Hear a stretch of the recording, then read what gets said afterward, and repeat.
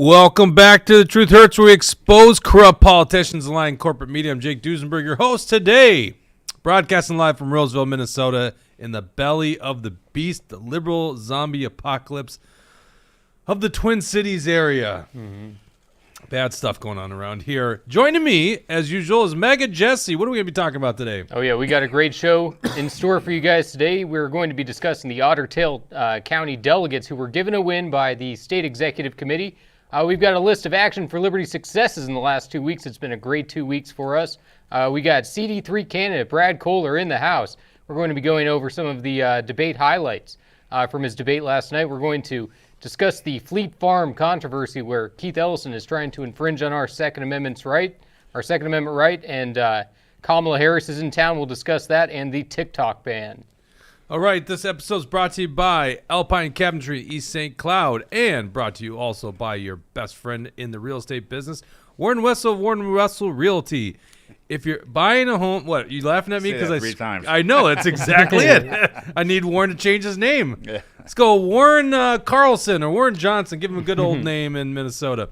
Warren, give Warren a call if you're buying a home or selling a home. You can go to warrenwessel.com. Very simple. Or give him a call at 612-419-7453. I think I got it memorized now. 419-7453. Look at that. Right there in the hair-covered computer. Brad Kohler, good to have you back. Former UFC fighter, trying to run for Congress. Thankless job, I guess, right? Yeah, I believe it is, yeah.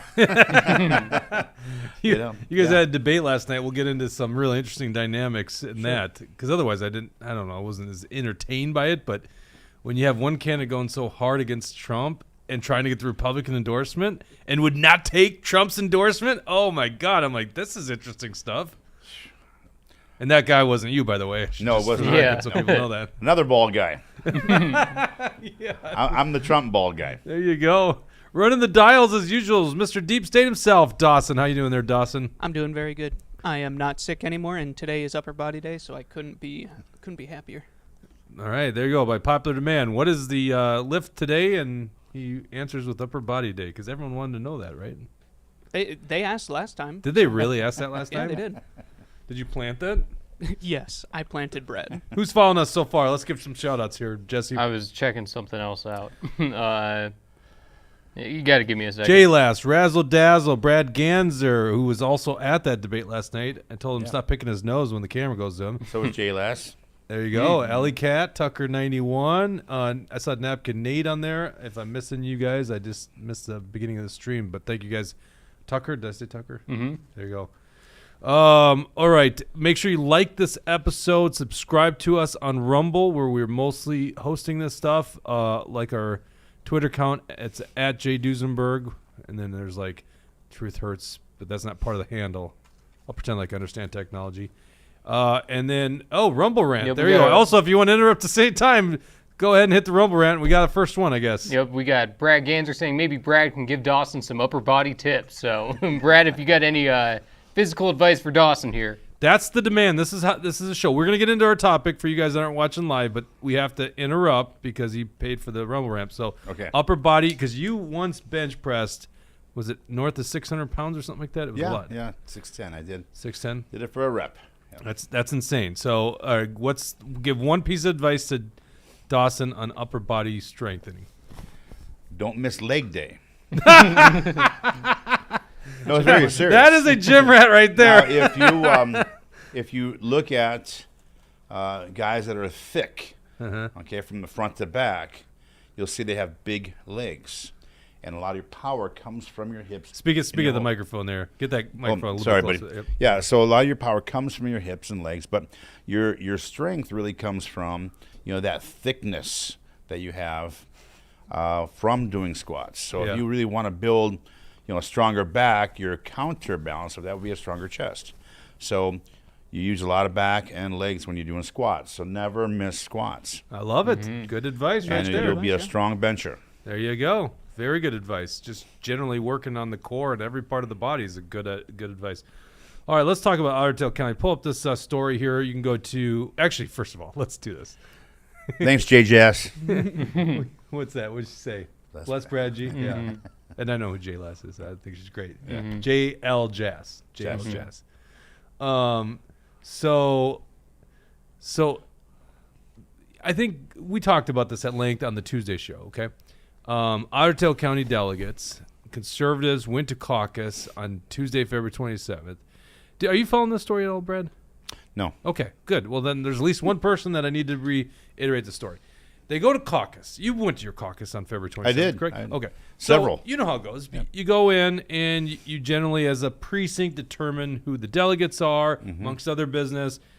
What they do is in Otter Tail County, they have two different locations. The establishment is running the caucus in both locations, okay? They don't want the will of the people, which is the conservative base, which showed up in droves, like 500 people between the two locations. And when one location actually threw out the convening chair, who's an establishment shill. So there's a lot of things erupting that night, both sides, going at each other. That's politics, okay? People acting like politics is some thing that all goes well, you know what? When it does go so swimmingly, that's usually because it's orchestrated by the establishment. It's not a good thing. A little bit of back and forth is actually good. Debate's good, right? So anyhow, nothing too crazy in my opinion, and I've got an opinion that spans over a decade in going to caucuses, right? But what happens is corrupt MNGOP chair David Hand comes in and decides unilaterally that he's just going to not recognize any delegates selected in all of Otter Tail County. Now we know why he's doing it. This is an opinion show, okay? We know what's going on. He doesn't want conservatives taking out his establishment friends up in Otter Tail County, and they did. They did exactly what groups like Action for Liberty preach: go to caucus so you can dominate the political system. So he decides and unilaterally decrees that no delegates were selected in 2024, and we're just going to give another 2-year term to the 2022 delegates. Exactly. I wish we had that face on camera. That is his unilateral decision. Now, first of all, who the hell is this guy to make a decision by himself on that? So some state executive committee members forced a meeting. Let's see, it was on Tuesday night. We had very little time, very little, warning for this to happen. Okay. Right? They were trying to get later in the week, but David Hand's like, we're going to do it Tuesday night. We're going to do it at 8:15 p.m. We've got David Hand figured out at this point, right? This guy just wants to filibuster and run the timeout and everything. That's, the state central meeting where they wanted to remove David Hand, they didn't even bring up the business of removal of the chair until like the last 10 minutes. Yeah. That is their technique. Just run the clock out.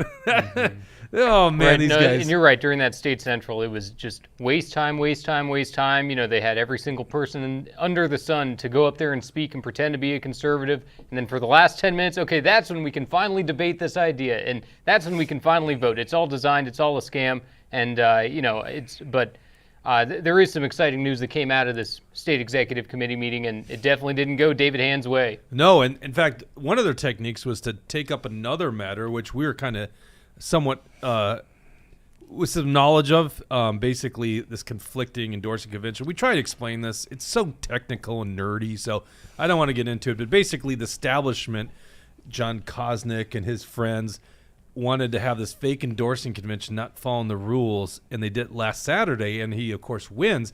There were delegates that didn't even find out about this convention that should have been at that convention. By the way, the look on your face, Brad, you're relatively new to politics, right? I understand what's going on.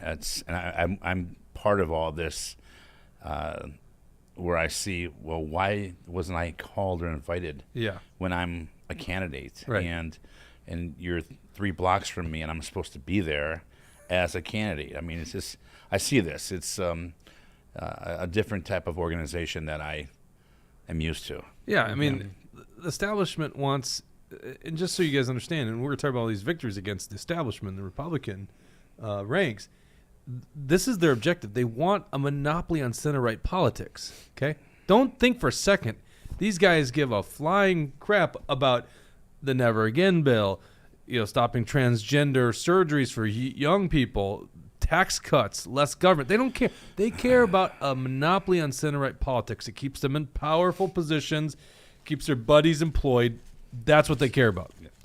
And there's no bigger threat to them than Action for Liberty, because we actually have the voice of the people. Yeah. And so when we are preaching and talking about things and people understand and agree with us, it's a threat to, in this case, the Republican Party of Minnesota's leadership. Leadership. I'm going to really loosely use that term there. I used that word quite a bit last night, too.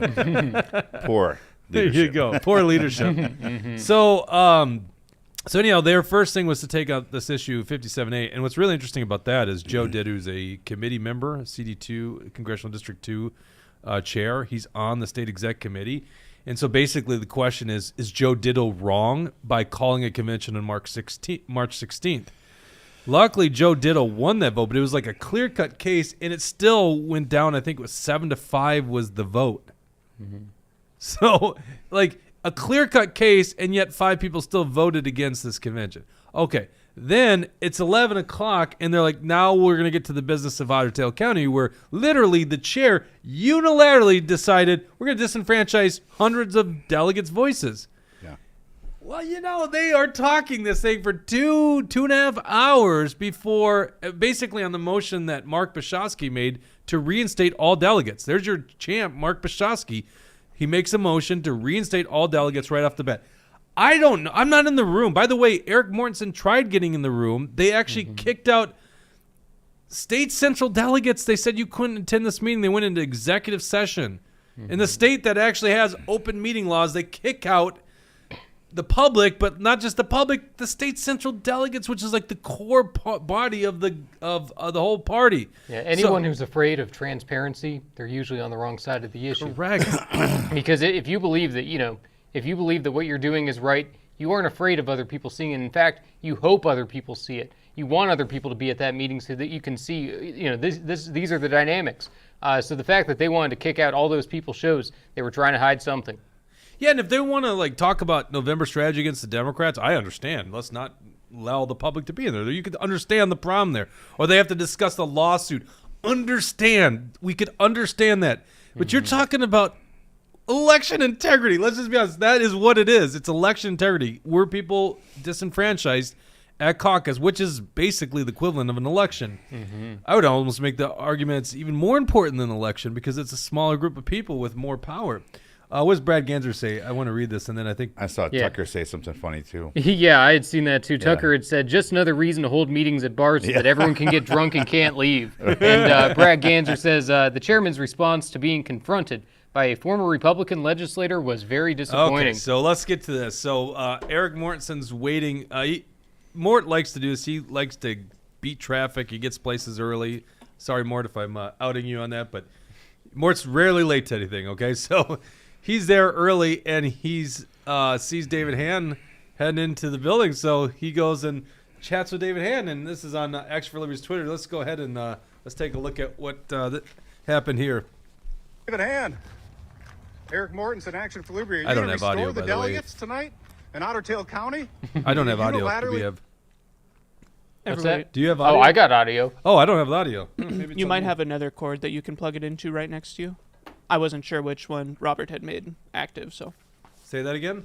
There's another cord right to your bottom, right? There's another cord. Yep. Oh, okay. Let's do that. Try plugging it into that. I don't know if it worked. Robert came in here, changed stuff up. Oh, did Robert screw things up? All right, let's try this again. Keep in mind, everybody else can hear it. David Hand, Just me. Eric Mortensen, Action for Liberty. Are you going to restore the delegates tonight in Otter Tail County that you unilaterally removed from the delegate rolls illegally? Are you going to restore the voices in Otter Tail County? Nothing to say? Nothing. Nothing from tyrant David Hand. Coward. Oh God, it's great having Mort on team. Yeah, wow. Arrogant and pretentious. That's what I see in David Hand. Just to kind of not even acknowledge Mort as Mort's asking him a very, very legitimate question. When you're asking about the status of delegates that David Hand unilaterally tried to wipe out and say actually we're going to go off of the corrupt results in 2022 because it's not like Otter Tail County was run fairly in 2022 either. Right. He was using his own selected delegate list from a previous year. So I love that Mort has the guts to go and do that because a lot of people would never take that kind of challenge on. A lot of people would never confront someone and record them as they're walking in. So I think Mortensen did a great job. I thought it was a very important, timely move.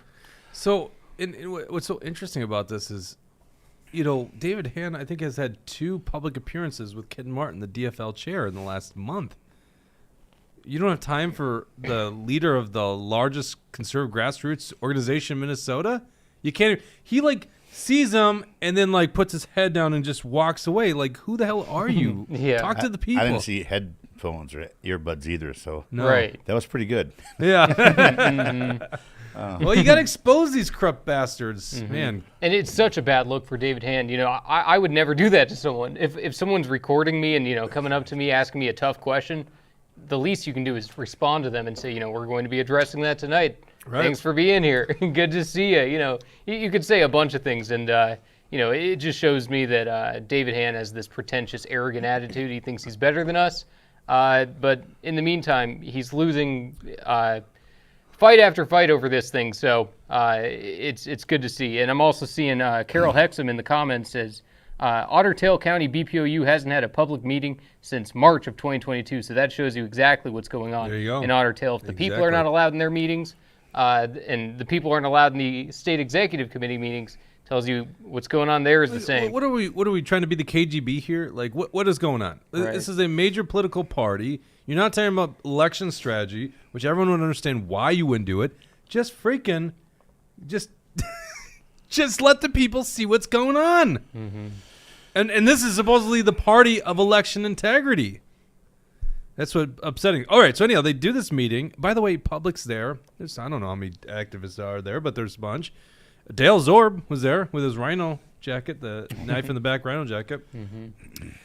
And right away, Bobby Benson, who works for Tom Emmer. You know who that is? I do, yeah. Yeah, Bobby Benson. I met with Bobby. Yep. Paid staff. You met with him? Yeah. Yeah. They gotta see if you're okay. If you could be Tom Emmer's guy. He's probably not Tom Emmer's guy. I'm not going against Tom Emmer, yeah, but No. I mean, so Tom's gonna want the right candidate at CD3. Oh. He's the leader of the congressional delegation. I was suggested to meet with them to get ideas. Yeah. We could talk to you about what they're up to. Yeah. Well, anyhow, he makes the motion right away to go in executive session. Means boot the public out of here. They didn't want these guys in there. Anyhow, long story short, they debate till 1:30 in the morning on Mark Bashevsky. Now, listen, David Hand's no young guy, so I'm sure it's painful for him to stay up that late. Mm-hmm. Plus, he's already lost this battle on 57A, which he voted against. So they end up getting this amended motion, and my understanding, it was Alex Plekish that made the amended motion there, Jesse. Are we ready to retire the name calling yet? Not yet. Not yet? Not yet, but not But for today. the media term, you're going to call him Alex Plekish? Because it sounds like he did the right thing. For today. Okay. Alex Plekish. I hate to call him your nickname if he's doing the good things. Mm-hmm. So anyhow, he made a amended motion, and it was to form a task force to determine who needs to be reinstated as delegates. So essentially, they overturn David Hand's unilateral decision. Now that vote, let's go to my article here real quick. We pieced together who voted for it because I think you guys deserve to know this. By the way, there was a discussion. This is hilarious. There's a discussion in this executive meeting. Who's the Action for Liberty leaker? Who's leaking Action for Liberty? I was like, God, what are you guys? What, are you going to put him in the gulag? Are you the KGB? Who's the leaker to Action for? Who's actually being transparent? Is that what you're asking? Mm-hmm. Leakers, there, David Hand? Yeah, I mean, the state executive committee members for each congressional district, what are they supposed to do? They're supposed to convey the results of executive committee meetings to the delegates. So, any of these congressional district executive committee members should be talking to their district. They should be talking to their constituents and delegates because why would we not want an informed populace within the MNGOP? It's only because they're trying to cover things up. I don't know. Should I reveal my leaker? I don't think Donna would like that, so maybe I won't do it. All right, so we won't reveal Donna's name. Yeah. All right, let's go down. Scroll down. It wasn't David Hand who's giving you this information. He's not the leaker. Why is that image not showing up, Dawson? It's your website. What do you mean? It's my refresh the page. I build a perfect website.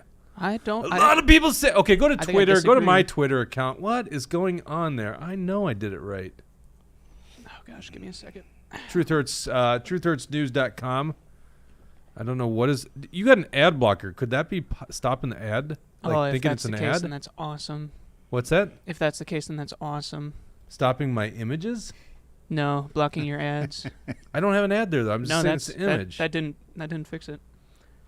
Interesting. I mean, it works on my my website, of course. All right, let's go down. Yep, right there. Click on that. That's a below good below thumbnail. right Look there. at that. Go down right there. Click on that. That's crazy. Yeah, there's the votes. So, voted for Otter Tail conservative delegates. Number one, we have. Oh, hold on, now I got to refresh my page. We have Mark Bashofsky, Wendy Phillips, Jenna Dix, Joe Ditto, Tim Miller, Alex Plekish, Kerry Heinzman, and Randy Sutter. The 4 voting against is David Hann, Donna Bergstrom, Lee Prinkola, and Bobby Benson. There you go. Those are your Rhino 4 right there who are voting against the grassroots. What do you guys think about that? Yeah, it's pretty crazy. And, the only thing I knew about this guy named Lee was that crazy email that seemed like a drunk rant that he sent to all the delegates right before he was taken out. And then all of a sudden, you go to the next state central and Lee is back. Everyone's asking, where did this guy come from again? Why is he the treasurer? Nobody knows. Nobody cares. The only reason he's there is because, obviously, he's David Hand's henchman. He'll do what he wants. He'll vote the way he's told to. But a lot of people have thought, this guy seems a little unhinged. Should he be in charge of our money? And especially when we look at how broke the MNGOP is. These people don't know how to manage money.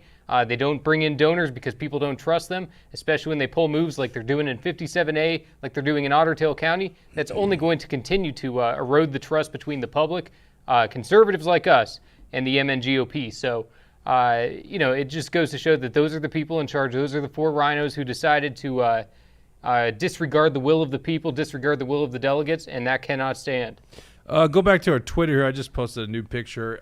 We got the Rhino 4. I want to call these guys out because they're on the wrong side of this issue. And Prinkola is going around saying, oh, they didn't follow the law. This guy's a piece of crap. Prinkola, there you go. There's the Rhino 4. David Hann, Donna Bergstrom. Click on that photo. Yeah, is she in a mask? Yeah, I mean, that's the only image I found. Yeah. What are you talking about? Mm-hmm. Well, I can't help it. She's on the mask. It's not me wearing the mask. It's her that's wearing the mask, right? That's the picture I found. David Hann, Donna Bergstrom, the masked Donna Bergstrom, Lee Prinkola. See, that's actually, I think, his official CPA photo, and he still looks so devious. Yeah. He kind of looks like, I'm going to get you guys. And then Bobby Benson. Oh, Emmer's in that one, too. Okay. Well, whatever. That's just the photo we found. The globalist. The globalist rhino. Globalist rhino, yep. Tom Emmer. Yeah, why are you guys voting against the grassroots? It's so bullshit. Now, I hear that they're trying to allege that the votes didn't take place within the hour of caucus happening. Have you heard this one? No. This is an interesting story. So basically, it sounds like the Miracles, the Otter Tail County establishment, the Tommy and Harry Miracle, are trying to run out the clock there because they assumed you can't vote for delegates in the hour unless it happens by 8 o'clock. Wow. Can you imagine that? It'd be like an election judge seeing you in the line that you were there before 8 o'clock and going, nope, you can't vote. Let me find this. Here we go. Let's pull this up here. Yeah, they'll twist and use any words possible to try to maintain their power. It's terrible. I mean, I would never cheat to win. I don't understand people that do. I don't understand it when they want to try to manipulate rules. You should just, the rules should be the rules. That's the playbook. That's the only way that you're able to do things fairly is if you have rules that are consistently applied and consistently applied in the same exact way.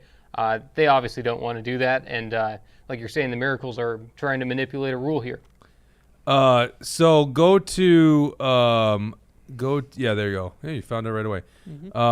Subdivision 2, this is statute 202A.18. Nominations for the election of permanent officers and delegates shall remain open for at least the first quarter hour of the caucus. Election of delegates and alternates must begin within 1 hour of convening a caucus.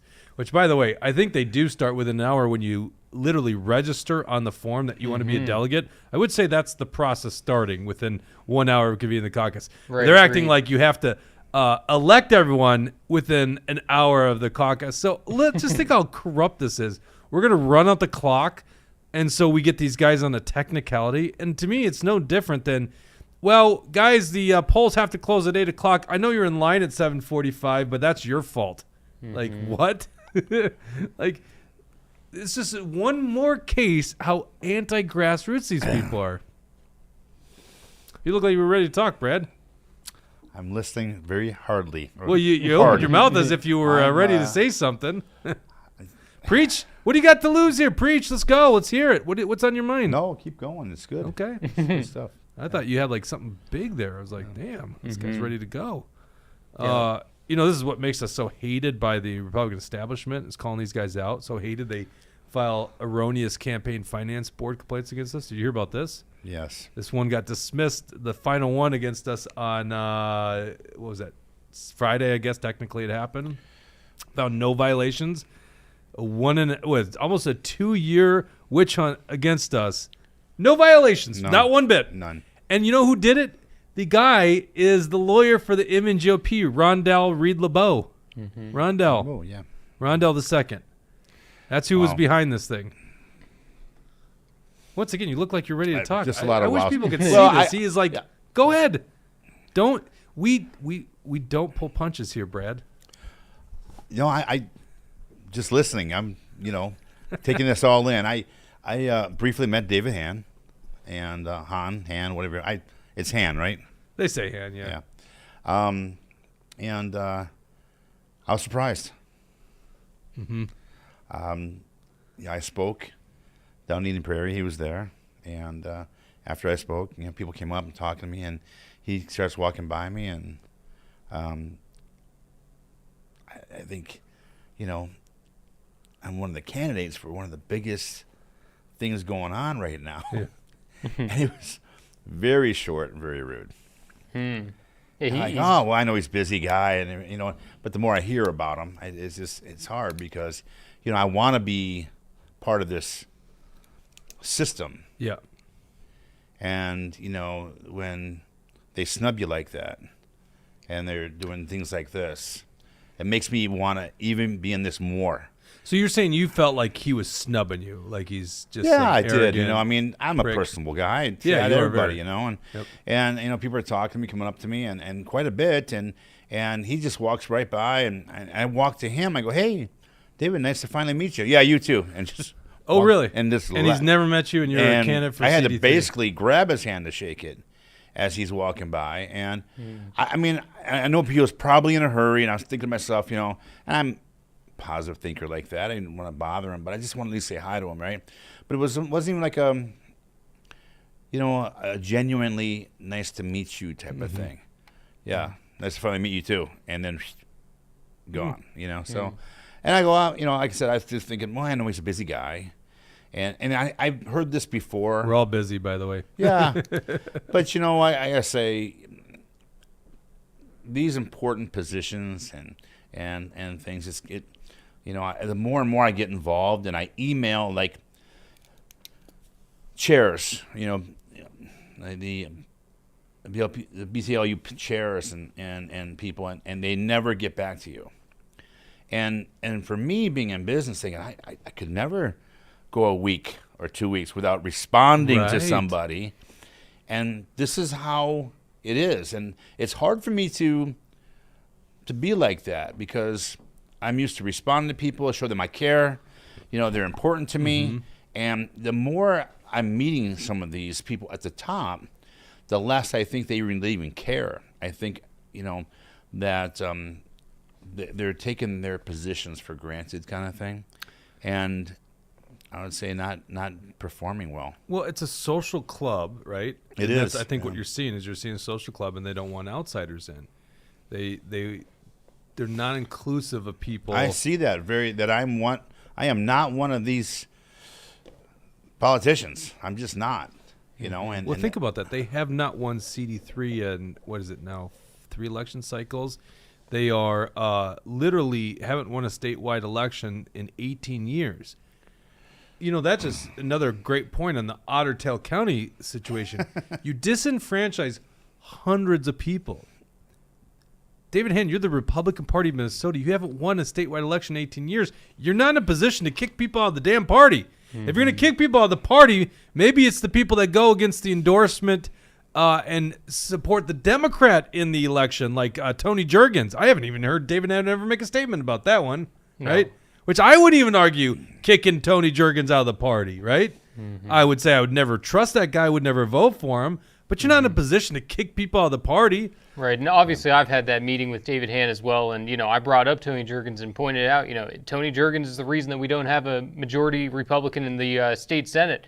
And, he's David Hand is so mild-mannered and boring and unexcitable, and, it's tough to get a good read on him, but it's just, and one thing, I don't know if you guys had seen, he was on Fox News a couple of days ago, and I just go and I look at it and I think, it shows how Fox News really misreads what's going on in Minnesota, because if they think, we need to bring a Republican on for Minnesota to discuss what's going on, David Hand is the last guy you want to go to. He's not the kind of guy who you want to, be giving you the insight, because his insight is completely off. What show is he on? I think it was Laura Ingraham. Oh, I think it was the Ingram angle. I could only imagine how boring he is as an interview. Right. Yeah, my dad had sent me a picture of it, and he was like, look at this, why are they bringing him on there? And I told him, it's because Fox News is a bunch of rhinos, too. Do you want to find that, Dawson? I'd be fascinated to see how they even make a minute out of that. What are you talking about? What's that? What are we talking about? David Hand on Fox News. What are we talking? Oh, a good point, Dawson. Do we have a link to that, or am I just... I'm in the entertainment business. Why am I bringing that up? Yeah. Well, there's a problem with Fox News when they can literally get rid of Tucker Carlson, who's like the best ratings in all of media, right? Yeah. There's a massive problem with that. Right, but He's you're your right. star. Bad business. He really shouldn't be. The point is he shouldn't be targeting these delegates. If you want to make a big deal about getting someone out of the party, it should be someone who's endorsing Democrats, who's screwing over the Republican Party. And even though that's the accusations they level against Action for Liberty, with zero proof, it's always the rhinos who are the ones pulling these dirty tricks off. So it's just inconsistent. Let's go to some comments, and then I want to talk about the 6 successes in the last 2 weeks by Action for Liberty. Yeah. Right? And how you guys can win in politics. JL Jazz says, can we get the national RNC to help us rid ourselves of David Hand? I don't know if we can do anything on that front. It's going to take the State Central Committee to do something about that. But, I hear good things about the new RNC committeeman chair, Michael Watley, so I'm interested in seeing how he does and if he's actually going to be a true conservative. Carol Hexam says, if the endorsed candidates aren't part of the establishment, the leadership will campaign against them. Exactly. The establishment only cares about the endorsement when they win. When they lose, they say that the delegates got it wrong. They're not consistent. They're supposed to just completely abide by the endorsement. I can only imagine what happens if you get endorsed, Brad. Holy well, Hanneman. They got that wrong. We're a moderate district. I can't wait to get into that here. Yeah. See how one can's running against Trump. By the way, if you like this episode, make sure you hit like or subscribe. Makes the algorithm grow or whatever, gets it to other audiences. Yeah, basically. Something. Yeah. What? That's a good way to put it. There you go. Share and hashtag. And interrupt us anytime when I'm talking too much with the Rumble Rant. There you go. All right, here's a six. I forgot to send you the bullets. Yes, Sorry you about sure that, did. Dawson. 6 ways Action for Liberty has won in just 2 weeks. I want to tell this story because, quite frankly, I think a lot of people in our movement think, oh, man, we're losing everything. And I'm like, dude, in the last 2 weeks, Action for Liberty's done a pretty damn good job. Must be that new president we have, Eric Mortensen, right? He is awesome. By the way, that video just shows it. Okay, so number 1, Karn Housley, a senator from Stillwater, a rhino senator from Stillwater, gets on a Democrat gun control bill. A terrible bill. Basically says you can't have a self-defense weapon in your home. You have to lock up your ammo different from your gun. Well, that does you very good when you got to break in at 2 in the morning.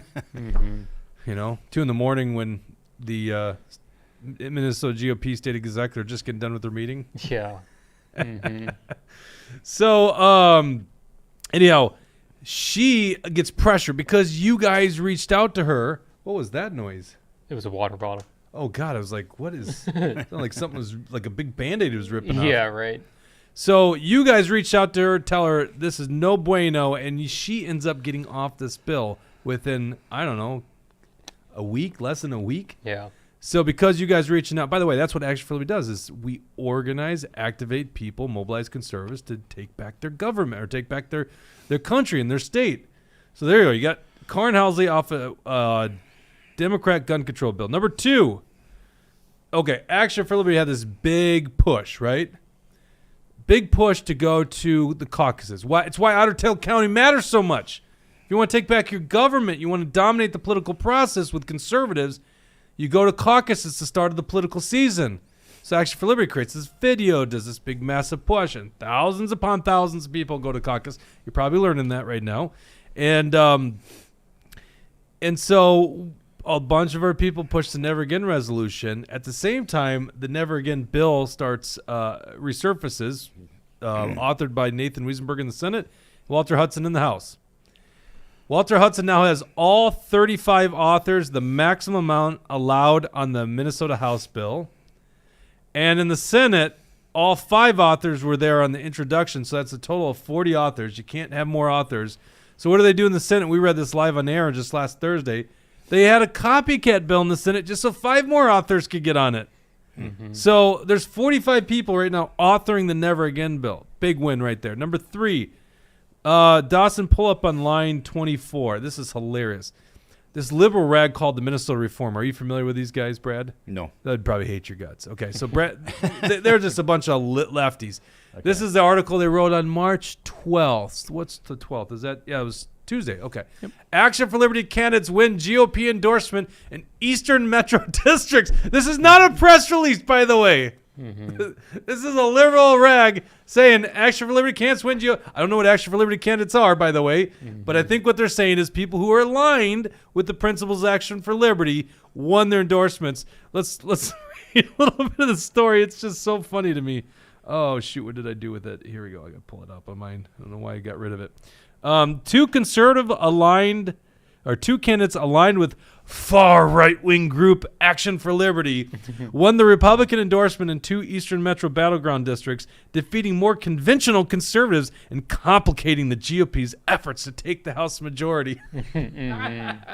Republicans this November are seeking to break up the Democratic Farmer Laborers Party trifecta by taking back the Minnesota House. The Senate isn't on the ballot.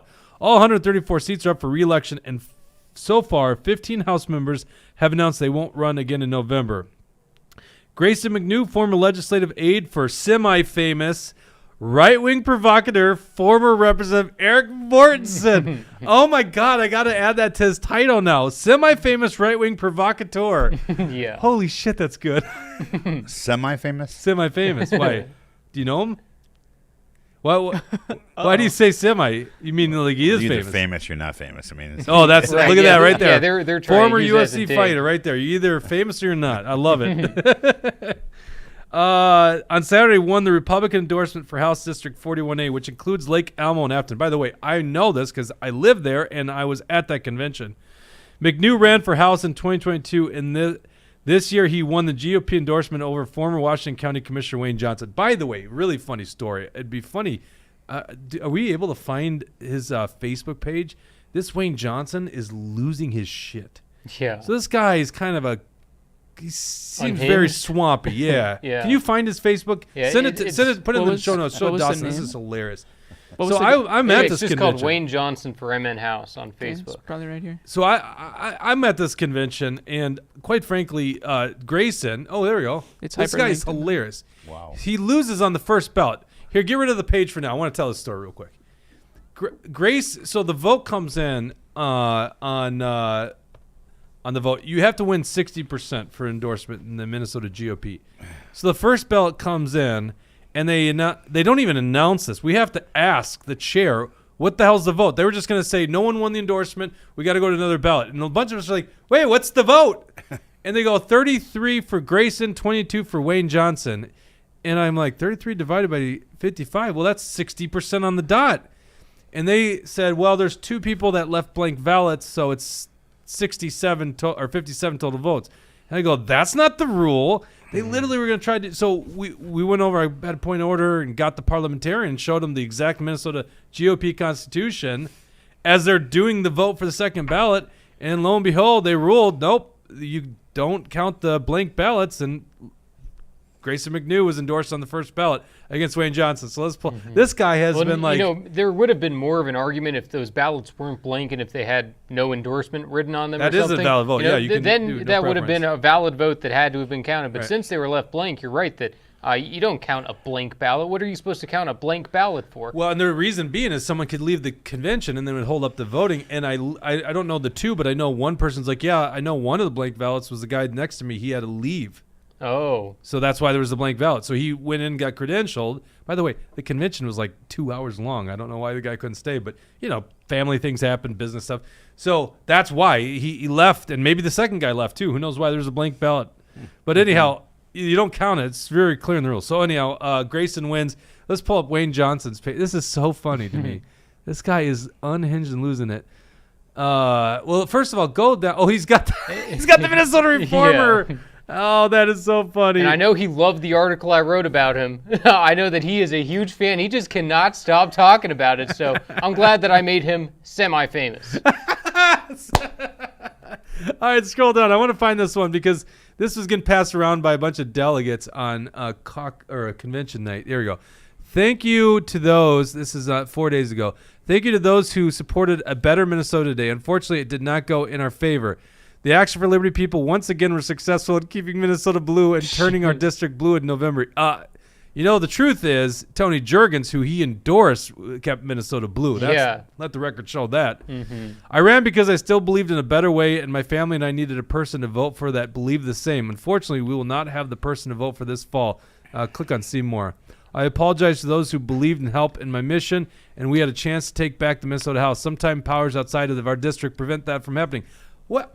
I'm in your district. What is he talking about? Powers outside the district? What is he even talking about? Oh, my God. The guy is insane. And this is the guy that, the HRCC, the House Republican Campaign Committee, wanted, right? Scroll up. So then someone sent me this today, all the way to the top, the most recent post. He's still talking about us today. This is 4 hours ago. I was watching the business show this morning while having coffee. Once again, companies that grew their customer base were rewarded, and those who did not were punished financially. This brought thoughts of Action for Liberty is trying to harm the Republican Party with their business plan. What is he talking about? Traditionally, the Republican Party has talked about a big tent where many can participate in the belief of a strong America that allows anyone to succeed through their actions. This is a message that grows customers or voters. The next generation wants to believe they can succeed, and positive message is key. However, there is now an extreme right wing of the Republican Party that is looking for ways to reduce the amount of people who want to be associated with Republicans. I'm sorry, my eyes are failing me here. An example is the A4L group. You can read this here. Just go to Wayne Johnson for Inman House. Yeah, and he says that Action for Liberty says you have to be a Christian. I don't think Action for Liberty has ever said that. That, I think people are allowed to believe whatever they want. We're just trying to push for freedom. We just want to have a smaller government, reduce the size of government, and expand our freedom. I think Wayne Johnson is mainly just embarrassed about this. He's a former county commissioner. He probably thought, I could just walk into this thing. I'm going to be a sure deal. They're going to endorse me. And then when you lose on the first ballot, and he's trying to justify this in his mind. How did this happen? How could I lose? Who's he going to blame? Action for Liberty. It's just embarrassing for him, and he's making a fool of himself, and he's making himself look worse and worse with each one of these posts, because remember, he deleted his page for a little bit, and then he decided, you know what, I got a few more things to put out there still. And a lot of these posts, it's not worded correctly. A lot of it, there's a lot of grammatical errors, so I think he's just showing himself to be unhinged. Of all the groups that he could attack, it's you guys, and it only gets people to look at you more and realize, make a choice between what he thinks and what you really do. And I think it's not bad, really. He's taking the left. No bad publicity is really bad. Yeah, he's taking the leftist talking point, too. We're this far right-wing group. Like, what do you mean by far right-wing group? Let's talk about this. I'm pro-legalized marijuana. I'm against endless aid to Israel and Ukraine. I'm against the wars. Like, what far-right group are you what are you even saying? Civil liberties, right to privacy, Anti-Patriot Act, I've probably been in politics longer than this guy. It's just promoting you guys, and unfortunately, he doesn't realize he's doing you a favor. Well, not really, because I don't think anyone's even paying attention. There's one like on us. Go back to this here. I pulled it up on mine Because really, I don't think the guy's got an audience. I mean, listen, he couldn't even win the endorsement. Okay, let me finish reading because I got it on my screen. However, there is now an extreme right wing of the Republican Party that is looking for ways to reduce the amount of people who want to be associated with Republicans. An example is the A4L group. Their message that I witnessed last Saturday and in a recent article is designed to alienate instead of welcome. Telling people they must be Christian. He sounds very unifying here, doesn't he? Mm-hmm. Oh, yeah. He's the big tent Republican, huh? To talk about people that want to alienate people from the party, he's trying to alienate Action for Liberty. That makes sense. Yeah. Telling people they must be Christian to be Republican and that gays and lesbians are an abomination will leave a lot of voters not wanting to enter the tent. You may not like the lifestyle, but abominations. First of all, what the hell is he even talking about? Yeah, I don't know. And you and I know that is. I've never said that. And you and I know that's a really funny comment for him to write in this circumstance. Yes. Republican leadership. I'll leave it at that. Republican leadership has some hard decisions to make. Do they want to allow? Listen to this guy. Republican leadership has some hard decisions to make. Do they want to allow?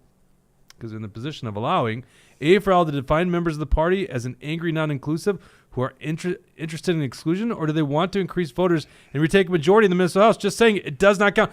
That's the point we're making with Otter Tail County. They clearly don't want more people. They literally were just going to disenfranchise hundreds of voters. Does he? I mean, okay, that's enough on Wayne Johnson. No one cares about him. The next issue here, next win, number 4. So number 1, House Z off gun control bill. Number 2, Never Again bill. Number 3, Action for Liberty candidates for successful. I think the other one they're alluding to is Tom DePel won the House District 41B endorsement. Unanimously, right, by acclamation because no one even wanted to run against Tom. Number 4, speaking of endorsements, and I said this before, the 57A. So the rhinos down in 57A wanted to have their endorsing convention and didn't call it appropriately, and they endorsed John Kosnick. By the way, do me a favor real quick, Dawson. Go to Twitter and look up MNHRCC. I think that's their handle. This is the House Republican Campaign Committee. And last I looked, and this was yesterday, they were saying John Kosnick was the endorsed candidate.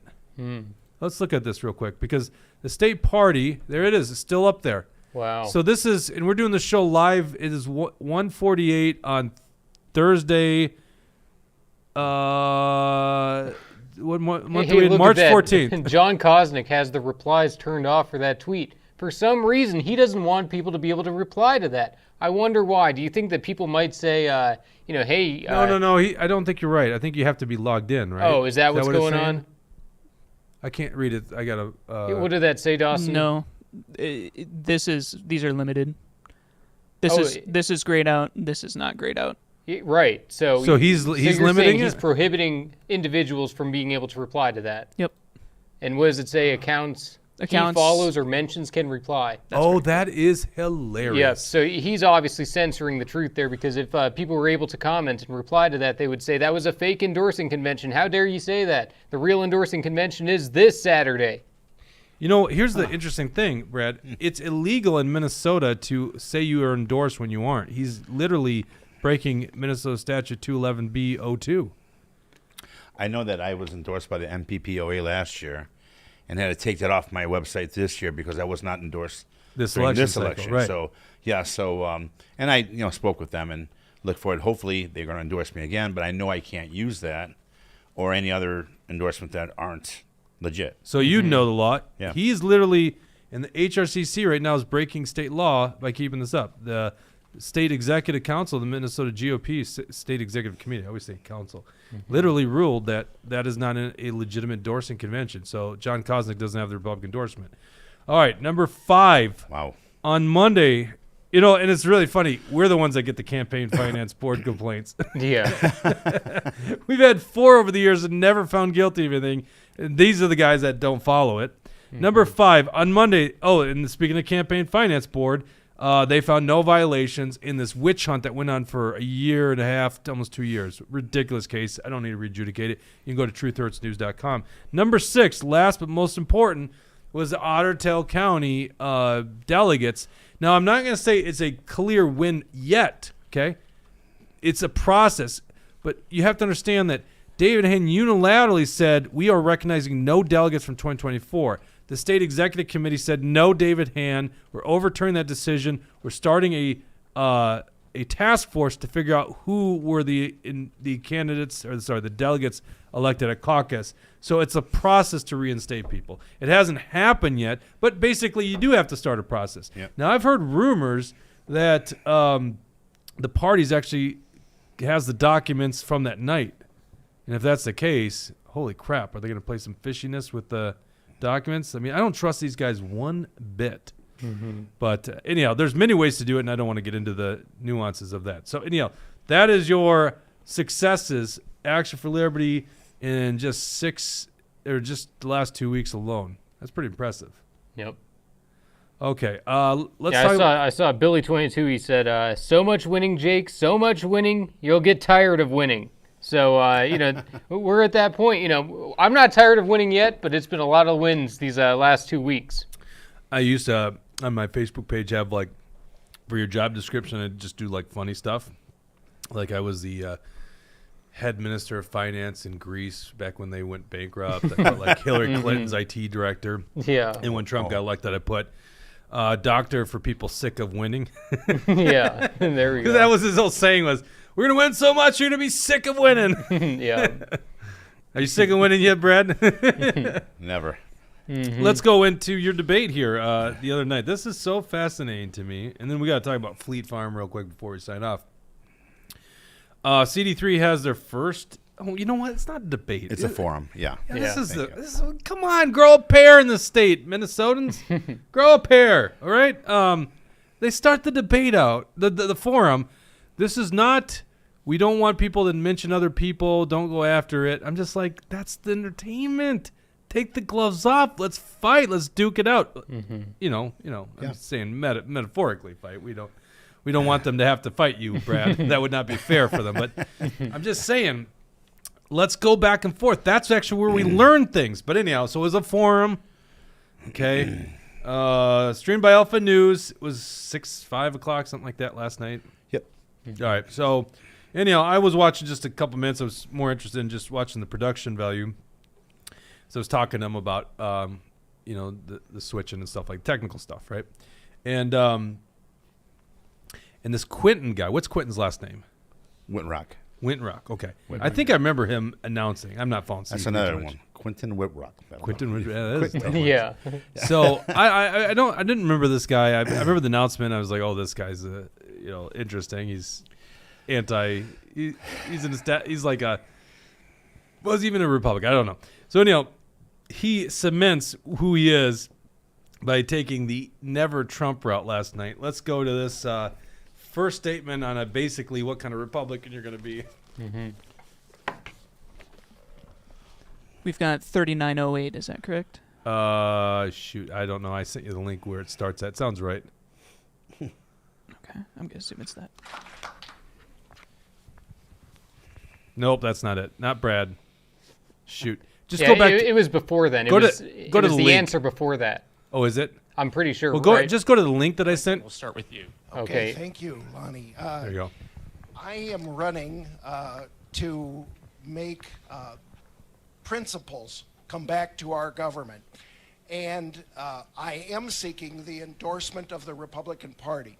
If you endorse me, we can win this district. That is my main point, is electability, because this district is a moderate centrist district, and that is me as a candidate. I am seeking the endorsement of the Republican Party. I'm not seeking any endorsements other than the endorsement of the Republican Party. Regarding President Trump and the national ticket you mentioned, I will not accept President Trump's endorsement, and I am not supporting President Trump. I formed Principle-Based Politics, a nonprofit organization to advocate for 7 leadership principles led by honesty, integrity, respect, dignity, and I just don't see those principles in President Trump. I do not endorse him. I also don't endorse his opponent. So. That's so sad. Like, one person's like, should I clap? So he gets one clap. What? Yeah. Read this. That was his Right. wife. I just think S. Mary, someone. you gotta read this S. Mary comment. That is hilarious. Yeah, S. Marie 9986 says getting strong Matt Foley van down by the river vibe. It does sound like I'm Matt Foley and I live in a van down by the river. Yeah, That but, was so good. It just shows he's out of touch with the party. He's out of touch with the grassroots because Trump is the leader of the Republican Party, and guess what? The Republican voters, the ones that are in the room that he's speaking to, were the ones who voted for him. So he's going to have to figure out, because if you just try to push MAGA people away and say, we need a moderate, forget about you. Well, guess what? Do you think MAGA people are going to show up and vote for you if you're not going to fight for their interests? Probably not. So it's a tough line to walk. You got to be able to appeal to moderates. I understand that people are trying to win an election, but at the same time, the way to get there isn't by trying to stomp on Trump. I mean, Trump has done nothing but fight for this country. I mean, it's unbelievable the fact that he's even willing to run and put himself through all this BS garbage. He's willing to put himself in prison if need be. Trump is willing to go all the way, and I don't think that Whitrock has a tough bone in his body. When I look at what Trump's done, I can only be thankful. Well, I mean, every district needs their own Wayne Johnson, I guess. So Yeah. well, That's you're funny. the candidate against him. He's one of the 3 guys you're running against. What do you have to say about that? And honestly, I focus on myself and what I want to say and what I want to do. He's going to do his thing, and if people like that, well, there's nothing I can do about it. And I just got to focus on what I'm doing. If I take that time away from that and think about him, it's not the type of mindset or way of thinking that I want to be. Mm-hmm. And I hope our You really don't take the Trump route, do you? me. Yeah, that's I not what love Trump would do. Trump's, I know, but I'm yeah. just saying, Trump wouldn't say something like that. I only focus on me. Bird Brand Nikki Haley. Little right. Marco. I think there's a lot more that people could say about me that I'm full of holes. I understand that I'm not a politician, and I just come to the table. I came to fight, Yeah. and when you walk into a fight, you don't get stuff to carry with you and paperwork to read from, and this. You walk into a fight, and that's it. All the preparation That's is it. done. And when you're in the hot seat like that, it is hard to kind of like, oh man, what was I thinking about this? I had a great answer, but I just kind of just not used to sitting down when I talk. Yeah. I like standing and moving, and I'm more alert that way, and it's a new thing for me. But Can I give you some I'll advice? yeah, sure, go ahead. Just do it. Yeah, Just get up. they didn't want me to. I asked. Just do it. I asked, can I stand? I Just feel do it. better standing. Just you know? do it. Yeah. And listen, these aren't like, I'm not telling you to break some law here. These are just rules for a harmless forum. It's not even a freaking debate. So just do it. Do what comes natural to you. I still think you came across very well in it. Mm-hmm. But if you're uncomfortable because of the format, just bend the rules a little bit. Trump bends the rules all the time on that kind and of I stuff. thought we were going to be at a podium. I really did. And so I prepared myself. That's the man, problem with this thing. It's like, and we were talking, should we do some of these live streaming events? Because, we got a full-on studio, and Dawson's very talented at what he does, but it's like, these are stale. These are kind of boring. Yeah. Now, if you want a damn good debate, not a forum, that's it. Dawson, we're going to have a rule for Cherry Tree. Okay. No forums. We only do debates, okay? That's our rule. All right. Yeah. We can do it here. We got a big room. We've got 3 PTZ cameras. We run it live from here. We'll make that thing real fun to watch. In fact, we could put an octagon in there. That room's just big enough to fit we one go. octagon. Yeah, and I'm seeing a couple of good comments here. Brad Gander says a lot of the candidates read from comments and positions from note cards yesterday, and I noticed that, Brad, that it was all off the top of your head. You weren't scripted or anything. You were just saying what you actually thought. I also see JL Jazz says Brad Kohler is CD3's version of Trump. No, he's And, not. Spelled my name wrong. No. Yep. Yeah, and plus she would know, right? 'Cause she's the one that introduced us. No, Yep. Jen, he's not. Because he doesn't want to go after his opponents. Trump, Yep. That's clearly Trump. And That's what Trump unrelated, is. it looks like you owe Andy Parrish a phone call here, Jake. No, read his other comment, He though. said, by the way, always negotiate the rules of any debate ahead of time. do you hear that? That guy knows what he's talking. That guy's We actually. did. Yeah, And, Andy was Bachman's chief of staff. Michelle Bachmann's chief of Sure. staff. That's a guy that knows what he's talking about. Yeah, yeah. And they did. We went in the back and we talked about the rules and. Well, that sounds like then it's not negotiated. I wasn't very happy about that. It was beforehand. Like I said, I showed up to fight. Yeah. Yeah. You need a good guy. You need a good campaign manager. Let them do it. Fight those tough fights for you. You know, that might be tough for you to have someone else fight your fights for you, but that's kind of the Jen role. spelled my name wrong again. Did she really? She did. Yeah, looks like it. What's going on? K-O-H-L-E-R. Jen, what's going on? At least it's a positive comment, though. Oh, we're going to have a talk, young lady. Yeah. Apparently. So, anti-Trump route. You know what's interesting is Eric, see, Andy just said what I said. That is too late if you're negotiating in the back beforehand. You should talk to Andy Parrish. What's that? You should talk to Andy Parrish. That guy knows. That guy What'd he knows say? this stuff. He said it's too late if you're negotiating Yeah, right so before you go negotiate out. before you agree. Yeah. Like you were saying you were out in the back beforehand? Yeah, and they were telling us the rules. Exactly. That's not negotiating. You You're got to right. get in there way before. They were telling us what we, weren't allowed to do. And Jen's blaming on fat fingers. You don't have fat fingers, Jen. and You Andy, need a I better agree excuse. with you. I, wasn't very happy about that. But I'm new at this. I'm getting my, fast track knowledge going, and I left that last night very uncomfortable with not being able to say the things that I wanted to rebut against. It was just Tad Jude kept going over and over. The guys in the front was stop. He kept going and going. See? and they You weren't bend the abiding by rules. the rules. You and bend I was the rules, getting that's it. very frustrated, and I just wanted to say something. And I am going to start stepping up a little bit more now There you because go. I just learned a very bad lesson last night in trying to be a gentleman. Yep. Yeah. All right. So let's see here. You have some other segments, and I haven't watched these yet. Give me like your two biggest ones you want to pull out of this debate. Sorry, I keep saying debate. It's a forum. I would say what Kohler was, what Brad here was saying about Ukraine and Israel. I want to see this. Those were two awesome America First positions. So, I guess we could start on that one, 107.43, Dawson. And then you got Wittrock or whatever his name is. Yeah. It says America Last. This is Jesse's comments. America First with Kohler and America Last with Wittrock. All right, let's watch these two here. Yeah, and I'm seeing Gregory Eno, 29, says Brad needs to come up with a Trump-style nickname for him. Call him Quivering Quinton. And Wow.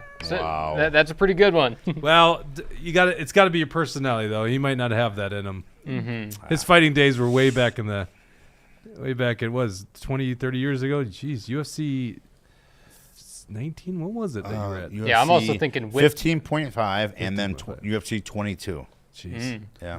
1997 and 1999. I guess it couldn't have been 30 years ago because the UFC just had its 30-year, last year? Yeah. You want 107.43? Yeah, Yep. line. Yep. Okay. The war, and I don't think we should fund it anymore. Hey, good. How is that America First when we're giving them our money when we need it? That is not America First. And to start this Make America Great Again, we've got to start right here in our backyard. I'm sorry, but I'm cutting off the international funding. Thank you. All right. I love it.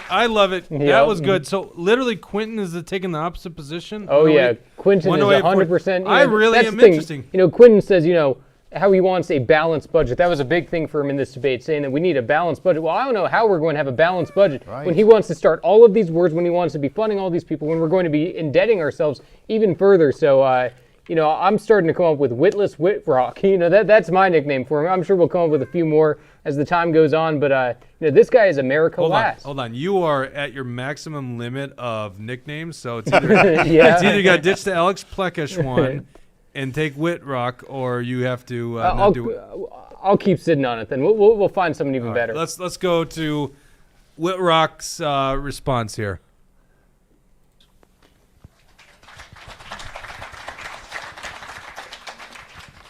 Lonnie, I believe that the principle of integrity controls what we do in Ukraine. We are dependent on and have promised the world that democracies will be defended by us. We will defend democracy wherever it needs defending. Our word must be good. We must protect our allies. We must get them to trust us that we will defend them. If we want to be great again, we have to be the biggest, greatest military power in the world, and we must have all of the bad actors of the world know that we will stand behind our allies. This is one of the things we do want to spend money for, is our military and our ability to defend democracy across the world. We have a great strength of manufacturing capability.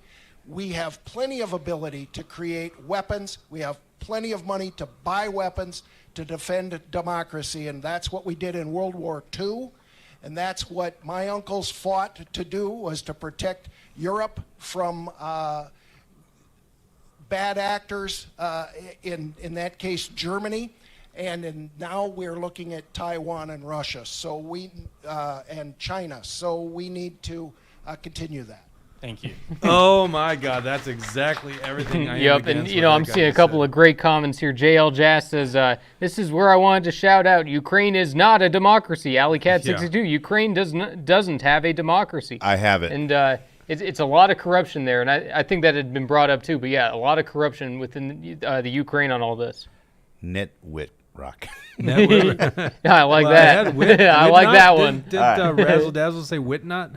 Yeah, wit not. Yeah, that's wit also not. a good Okay, one. there you go. But yeah, nitwit rock. I do like that nickname. You know, and again with the Israel situation, it's not that I don't want to support them, but what do we get out of it? What do our taxpayers get back from this whole thing? Supporting them started off to be a small budget, right? So it turned out to be a huge budget. Now we're paying for it. Our inflation's going up, but yet they keep on sending them money. Right. And no one here is getting help, but they keep sending them money, and they keep raising the gas prices. This is the type of government that we just don't need. And it's not that we already have by far the largest army, next to none. Yeah, it's okay. way we could sit pretty for a couple of years. And as I mentioned last night, one of the reasons why our numbers are down in enlistments is because of our poor leadership. If we want to be leaders around the world, we've got to have a higher standard of what we do here. Right. People want to flee here, but they're idiots. They're ignorant about really what's going on. And so controlling the borders, like we talked a lot about last night, well, we're at war here at home. I witness it every day in my restaurant. They walk in, can't speak, have fake documents, they're here illegally, and then they want us to also break the law by hiring them. We can't. And the ones that do hire them are breaking the laws. So when does it stop? When does it stop? Again, I showed up for a fight last night, and everybody showed up with paperwork. And, it's just not the way I like to do battle. Like, I'm going to come at you need with to do what battle I came. the way you want to do battle, and let everyone wrap around that style. And that would have made for much more entertaining stuff. There's some campaign advice, unsolicited, but and free. Take or leave it. But I'm sick of just politics as usual. What that guy is saying is so bullshit. What document, what agreement did we have to defend all democracies around the world? What is he even talking about? Let alone if Ukraine's even a democracy. And Ukraine's some big ally of ours? Well, they're funding both sides of the war. There's a problem. It's all corrupt. It's so corrupt. It's money laundering. That's what's going on. It's money laundering. Right. And yes, and as you're saying, Billy 22, it's money printing to pay for this bullshit. Yeah. Because, it's not like gas prices are just going up mysteriously. It's not that food prices are just going up mysteriously. It's because we can't afford the government we have, and Congress goes to the printing press to fund the wars. They fund all this stuff, and that has real cost to the average American household. They have to go and rebalance the budget again and stay in business, yet we're giving money away? How does that make any sense? To a corrupt government. Again, run I by want to some be crazy in that comedian. room. Right. And lock the door and knock some sense into them, because honestly, there's no common sense. This is, I got an argument today with somebody. I'm like, I'm not a politician, This is what we need, just plain people that want to go in there and talk common, plain talk and fix this thing the right way. Not these, politicians who've been there for years. Right. And they're crooks. Right. They're crooks, and giving our money away without our permission. They just do it. They just do it. There's no, hey, let's have a town hall meeting and say, what do you guys think about helping out this charity overseas? No. I mean, we've already been robbed here in Minnesota about that with the Feed the Children thing, $250 million that nobody held accountability for, no one went to jail for, including our ridiculous government. I think there will be people that go to jail in that one. They're But none of the politically connected ones going to jail. No. Yeah, just people. That's where it came from, though. All right. Right. No So responsibility. I think one important thing is, for all these candidates, they got to know the kind of fight that they're in for. And, Nitwit Rock, he had made another statement during that debate, basically arguing that the Department of Justice is not rigged or weaponized, or that there's not two tiers of justice in this country, even though we can all see that the Department of Justice and just about every other federal agency has been weaponized against conservatives, whether it's the IRS or whether it's the Department of Justice trying to lock people up. I appreciate that you had, called that out, and there's a lot of issues on that front that it's unbelievable that we have someone within the Republican Party there who doesn't seem to understand that our government has become corrupted and that we, the people, don't trust it anymore. And it seems as if you do get it, and the fight. I don't just get it. I want to call them out publicly. And that's, sometimes you do. You got to knock down their door. You got to kick in their office door. You got to call them out publicly in front of the press. Yeah. And to make a difference. And again, we talk about courage, and you can't be afraid of the repercussions. And I mentioned this last night also. You got to also have the courage to be disliked, because people aren't going to like me holding them accountable for their actions. Yep. They're just not going to like that. You said you're going to do this, you have to do it. That is called the height of maturity, doing what you say you're going to do. Now, if our leaders can't do this, they don't deserve to be leaders. Well, I wouldn't even argue they're leaders, Right. When people have to basically order you to do stuff. That was the thing about walls during the emergency orders, emergency powers time period in COVID, was like a good leader doesn't have to bark orders all day long. No. You're barking orders. In fact, under threat of imprisoning people. I don't know why my microphone's blocking my face. Did we keep noticing Not that just on in the screen? prison, but you It couldn't has go to literally college. You always couldn't been go to like that. work. Is it always that way? It's, Yeah. you're making people do things. You're violating rights every day and getting away with it. I refuse to get a shot. Now, it's not that I'm saying that it was, and I mentioned the scamdemic is. It hit me hard. I'm allowed to say it. Did you say that on the forum yesterday? I said it in my interview on another podcast that's on my website. But, I know it was real. I do. How I say about it's just my personal thing. I respect those who did what they had to do to protect them and their families. This was just me. This is how I did. Have you gotten heat on that topic? Yeah. Oh, is that? I was like, I did. Why are you bringing I this got a couple up? of people who mentioned about your rights as an American here. Yep. It's my right to say what people Well, were it hurt. was a scamdemic in the sense that there were people that used it to infringe on our rights. Hey, doctors still made money. Big box stores still made money. They dictated who was open, who was closed. Correct. There was no thought behind that. Right. Well, actually, I think there was some sinister thought behind a lot of Sinister thoughts. that. Yeah, very much so. Thank you. You're correct on that. Well, yeah, I don't believe that the vaccine was for depopulation, but I believe it was people knowing that they were getting big profits. Well, thank God the liquor stores were open. And there you go. Another thing, right? I mean, really. What a joke that was. What's Brad got to say? Yeah, Brad Gander says, Jake, Oh, no, once, not that one? Don't give him a platform. Okay. But let's see, JL Jazz says there was so much fraud with the COVID funds given out. And exactly, when you look at just on the monetary front of it, where they were giving, where there was all these fake businesses and everything collecting huge amounts of money from our tax dollars, which is really our debt. That kind of stuff is not okay. Right. And yeah, Brad Gander says candy store, liquor store, okay. No church though. No church. Exactly. Can't commune with fellow Christians, which Action for Liberty is against, by the way. In case you didn't know, Wayne Johnson. And I knew some people. Wait, no. What does he say? You have to be a Christian. Sorry, you have to be a Christian. That's Action for Liberty's position. The real patriots were the ones who didn't that they still went to church anyway in secret. There were a lot of churches that were doing that, and that takes a lot of guts because especially when you have a governor who's willing to throw you in jail for doing that kind of stuff, it takes a lot of guts. So I mean, there's a lot of patriots in our state that were fighting in silence. People give me a lot of advice about how to run a campaign and how to win the office. And I looked at people who've never won in office. Right. And it's what I'm hearing is from people who've never won. Yeah. And for me, I have my accolades. I've had my share of success in the back, my back history and stuff like that. So for me, if I want to win something, I'm going to go and kind of do the things that the people who won did. And so I want to comment on that real quick. Please do. Eric Paulson took the Never Trump route in 2018, and that's when the Democrats won the district. So Flintlock, or whatever his name is, he literally is taking a page out of the last Republican, or the first Republican loser, I should say, first Republican loser in CD3, Eric Paulson, who had incumbency too. So it's like, sure. Paulson literally ran from Trump, and it didn't help him. So sorry whether they're Republican or Democrats, I think there's still a lot of soft Democrats out there. So, the middle people, the same old just isn't working. Yeah. On either side.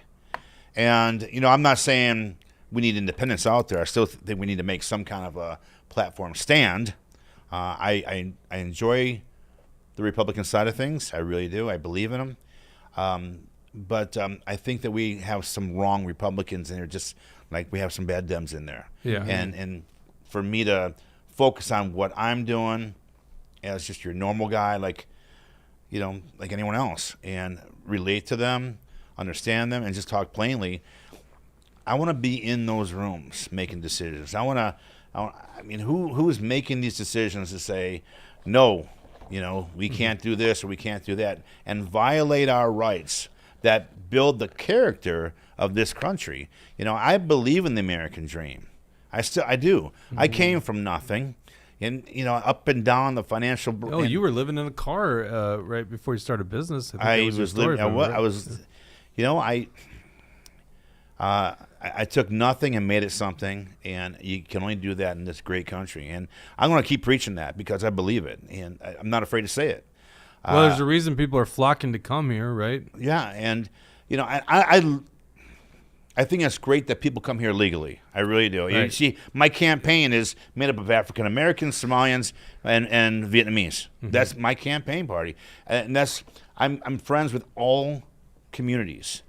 And the only way to really understand these communities is to build those relationships. And if you really want to lead, you can't be going down that road alone. That's nothing but a hiker. You've got to bring people with you. And that's what a leader does. And, we need something different. I'm fine if it's not me. I'm just going to do the best I can, show people that I can be successful. I've done everything in my life and rose to the top in everything I've ever done because I commit to doing that. I make it a mission to be the best. Well, what's the pool of guys you're going against? I'm really not following Congressional District 3 too much. But you got Tad Jude. No, I get that. Yeah. So I'm saying, obviously Flintlock's going to not be anywhere near the top.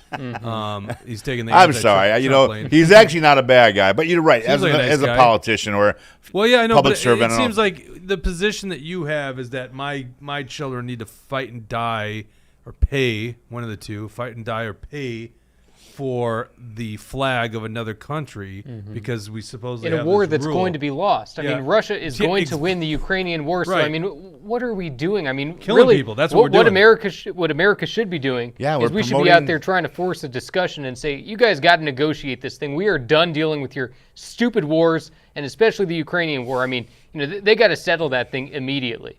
Yeah, and Trump literally says, I could sell this in 24 hours, which I wouldn't hate on him if he does it in 26, right? The point is, and watching Tucker Carlson, interview Vladimir Putin, I believe there is, like, a way to solve this thing relatively quick, but the Western leaders are trying to prolong this thing, and I can only imagine what they're doing is they're trying to starve Russia of resources, but that just means stated another way, you're killing a bunch of innocent civilians in Ukraine so that you can starve them of their resources. Like, people are dying because of your bullshit foreign policy, and this Flintlock dude seems to be on board with that. I hate that. I don't like that. I by the way, he has every right to say it. He can be in the party too. I just hope his ideas lose in the party. That's it. The Republican Party is fighting for the ideas. It's what the guys like Wayne Johnson got to understand. Your ideas are old school. They don't work any well. That's the whole Trump thing. You can only imagine Wayne's like one of those guys that's like never Trump, right? Probably. Yeah,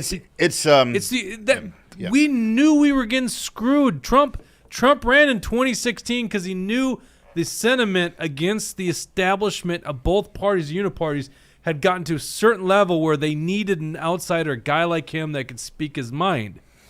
And that's the MAGA move. That's why, listen, I have had many times I've been critical of Donald Trump, including just recently him truthing out. I didn't want to throw that, Jesse, but talking about it was him that got the vaccines out.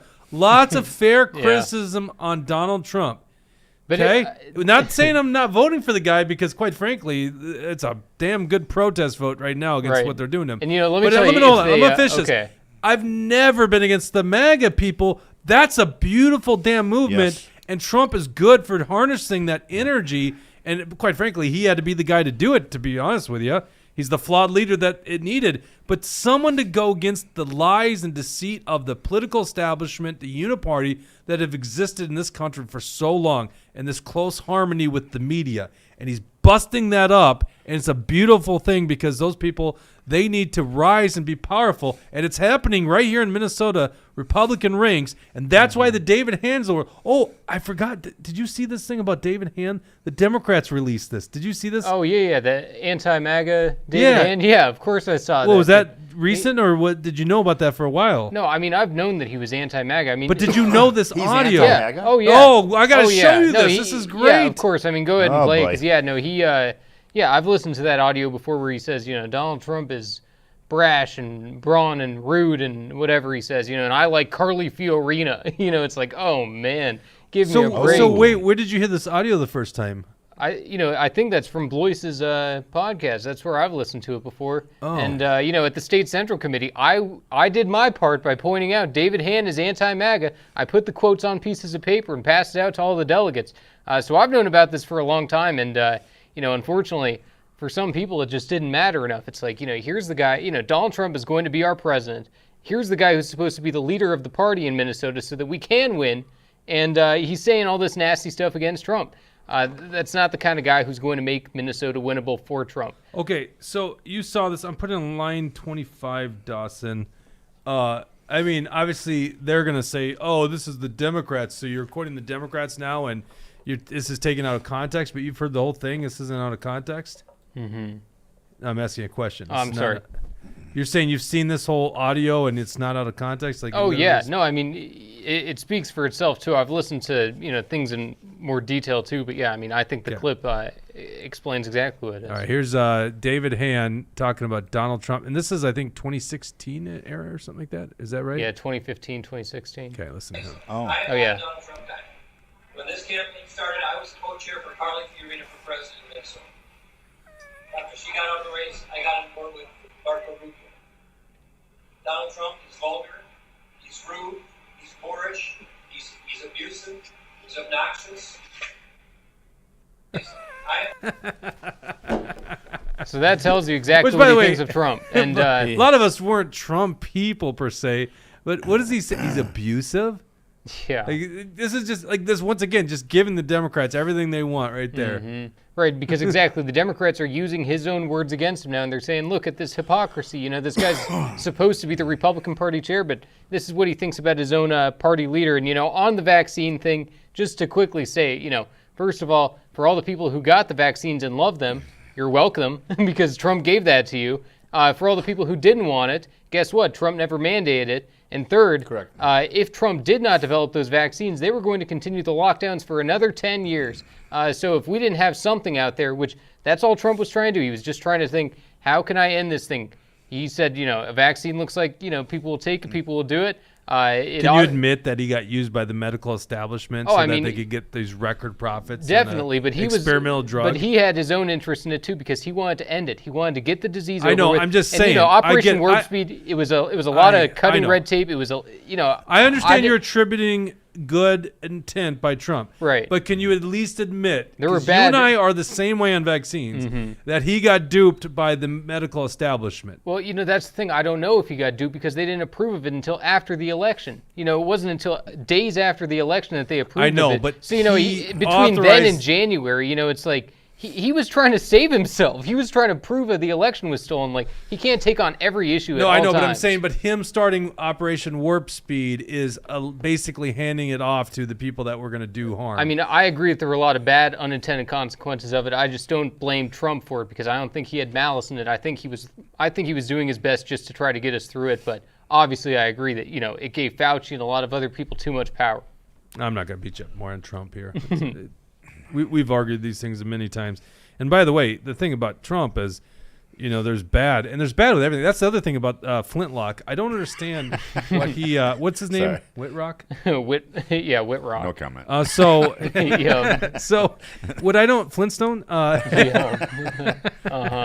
So what I don't understand, what I don't understand is, now what was I talking about? I totally forgot what I was talking about. I was talking about the Trump, vaccine or vaccines. Ukraine or... No, what was I talking about? Where's going somewhere with this one?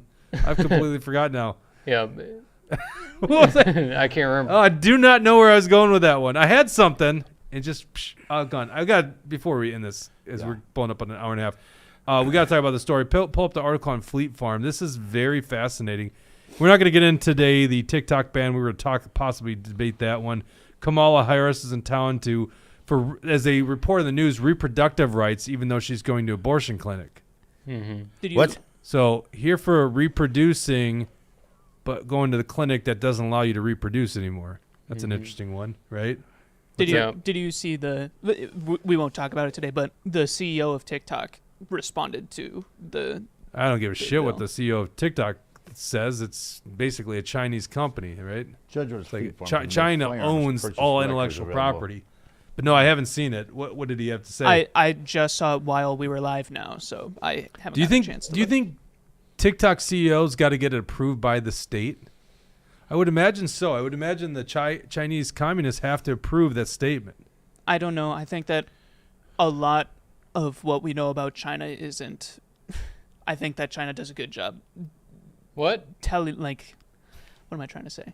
No, I don't think what are you trying to say, deep state? I don't think that we know quite how China works, so it's hard to tell. Maybe you don't. Have you been there? We agree they are a communist country, right? What? We do agree they're a communist country, right? Probably. I don't give a fuck about China. Yeah. Okay. That's why we call him deep state right there. We know who he's working for. Yeah, JL Jess. I heard that China banned TikTok in China. Exactly. They don't even allow it there. All right, so here we go. Fleet Farm. Tell us about this story here, Jesse. Some monumental thing coming down, and a judge orders Fleet Farm to allow firearm purchase records to be available. Is that correct? Right, exactly. It's this is all because of Keith Ellison, Antifa Keith Ellison. Instead of going after the criminals, what is he trying to do? He's trying to go after law-abiding Second Amendment gun owners. So he is. This is probably the biggest and worst invasion of privacy and biggest potential to. This is the most anti-gun, unconstitutional, anti-freedom thing that I've ever seen within the state of Minnesota that's had any traction. Because it's unconstitutional on its face, Ellison has been pushing a lawsuit forward. This is against Fleet Farm. What he is alleging is that they were selling firearms to so-called straw purchasers. Straw purchasers are individuals who purchase a gun to sell or give the gun to a felon or otherwise prohibited gun owner. So Ellison and his other attorneys are arguing that Fleet Farm knew or had reason to know that these individuals were purchasing guns for others, and therefore Fleet Farm acted negligently. So basically what Keith Ellison wants is they want to be able to have the records of 2 weeks for any single person who was purchasing a firearm from Fleet Farm at that time. And this is a huge... I think if I remember right, it's four handguns or more. Right.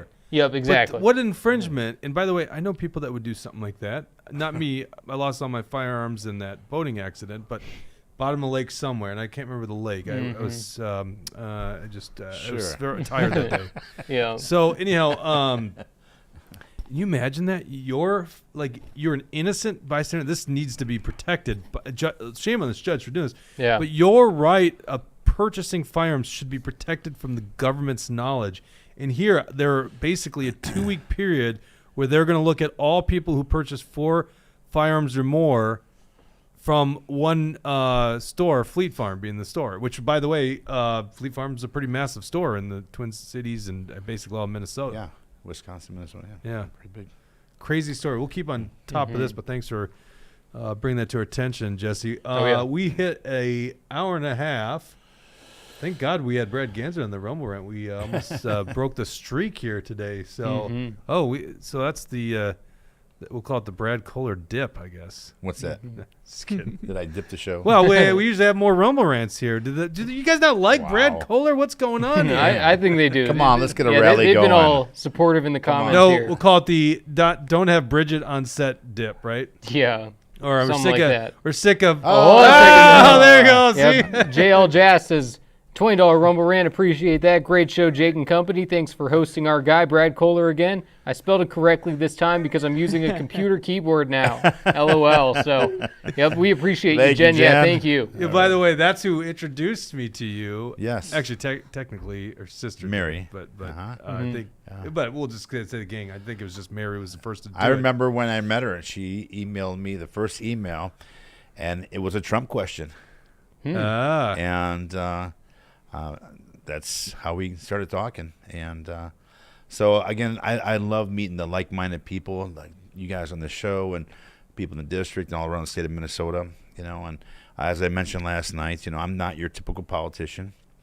I'm going to run my campaign like I ran my business, just through hard work and grind. Yes, money is needed, but I'm not going to ask for it. You should ask for it, by the way. That's what everybody says. Yep. You should. And I have a plan, and I am funded. I am self-funded, and until I need it, until I'm going to ask for it, I don't want it. That's the Trump. He is the Trump guy. I'm self-funded, right? And, there you go. And so I enjoy getting to know people, what I can do to help them, and I want their vote. Yeah. That's all I want. And when I'm in there, I'm going to want their mentorship. I want them to meet with them and have town hall meetings. I want to really get to know what we need here in Minnesota and how I can represent them in Congress and Washington. That's all I want to do. Well, you're a fun guy to hang out with. So we started talking about the old fight days. Got so many stories. I would man. love to do that. Thanks, Alley Cat. Oh, yeah, and hold on a second. Alley Cat, $20 Rumble Rant. Brad has my vote. So you got Brad, you got Alley Cat's vote. So, yeah, Thank appreciate you. that Rumble Rant. I now regret saying we had the dip because of you. It looks like clearly you're the you're the savior. Yeah, I know, the savior. Maybe we should bring Flintlock in for a debate between you two. Yeah. That would be fun. 0 watchers. Oh, no, there would be a lot. No. That would be funny. Oh, Would yeah. you do it? I would, yes. You would debate it? So just before we sign off, handicap this race for me. You, Tad Jude, Flintlock, and Jamie Page. Jamie Page. Oh, by the way, we want to turn the page of politics in Minnesota. I was like, I see what you did there. So who's the lead candidate right now in terms of what the public thinks? Me. That people No, think I of don't you know. as I'm just a. I don't know. Again, I'm not really looking at. I looked at some of the comments last night, which I appreciated them all, but I'm going to stay humble. I'm going to stay working hard. I'm going to keep my nose to the grindstone. Is there a person fundraising, like the leader in fundraising? Have you looked at reports? Do you know I think Tad Jude is probably the one. Has he? Do you know what he's raised? Jamie has a donor. And in fact, that's when I met him. He explained to me, I go, hey, so how'd you get into this? Why are you running? He said, well, a donor approached me and said I'd be good at it. Oh, okay. Interesting. Okay. Well, that could be a million things. But it's okay. I mean, these guys are, doing what they think they should be doing, which standing up in any race is a tough thing to do. Oh, my God. Mayor Cat Lane. I think I know who that is. Uh-oh. I want Potbelly coupons. That's pretty funny. Yep, and I'm also seeing. You got him, buddy. Yeah, AlleyCat62 asks Brad, how can we donate to your campaign? BradKohler.com, and I appreciate that. JL Jazz put it in there. Oh, yeah, and there she we at least go. spelled it right that time. Yeah. That's Dan. an important one to do right. I know what your BradKohler.com. sis, Very Jen. simple. I know that was my comment. Meerkat. See, Mary, I know. I have you a weren't 90-minute video. Actually, it's a podcast, another podcast, on my website if people want to get a little bit more in-depth story about me, and I kind of do a tell-all. Yeah. So, it's on my website. No, First you're things- you're a fun guy to talk to. I honestly, if you weren't running for office, I'd still have you in here. Like, this show is not about inviting politicians to come tell us about your campaigns. Literally, if I have somebody in here and they're running for office, it's because I generally care about the person and want to talk to them. You know, I just This is not I- this is not your Fox News. Tell us more about your campaign. Give us the talking points the RNC told you to tell you. It's like, no, who are you? You know. And the first time we had you in here, we talked about your old days fighting. Yeah. And actually, I don't think we dug enough into your story. So maybe that's for a future podcast. would love to do that. I tell you, I'd love to get a couple of guys on the phone and say, hey, man, we'd have a little conversation, talk about the old times. And, you know, I mean, you're talking about the old Tank Abbott days and the Frank and Ken Shamrock days and Tito Ortiz. And actually, my stepson just saw Chuck Liddell at the Super Bowl. And took a picture with him and said, tell Brad I said hi. Oh, my God, it's been a long time. We have some great stories. And, you know, of course, Randy Kulcher and I go way back. And Mark Coleman, who, again, just was in a tragic accident here the past couple days.